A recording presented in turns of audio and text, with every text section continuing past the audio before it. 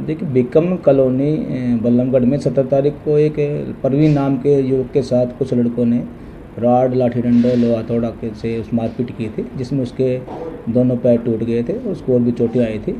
जो इस घटनाक्रम के संबंध में जो अचनत है उसके शिकायत पर थाना शहर बल्लमगढ़ में मामला दर्ज कर अनुसंधान अपराध शाखा ऊंचागाम की टीम को सौंपा गया था।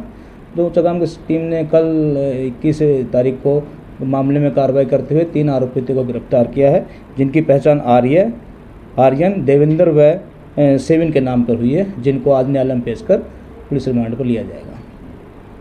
तो आज उनकी शिनाख्त कराई गई थी और मार्केट में क्या किया गया? नहीं, आज देखिए हमने एक्यूज्ड को जो अरेस्ट किया था उसके उपरांत हमने जहाँ पर झगड़ा हुआ था उस घटनास्थल की निशानदेही आरोपियों से करवाई गई थी।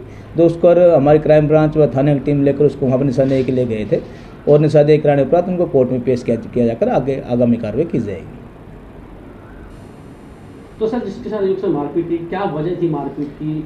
जो जांच में सामने आया और शिकायत में बताया गया कि उनकी ज़मीन का विवाद था शिकायतकर्ता का और ये बलराज भालू है इसका आपस में। तो उसका साला भी जो था उसमें शिकायत की थी, एमसीएफ की ज़मीन बताई जा रही है जिस पर इनके द्वारा कब्जा किया हुआ था।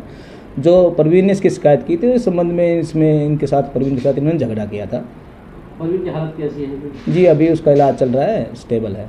ये जो गिरफ्तार किए गए हैं 3 आरोपी, इनका क्या बैकग्राउंड है?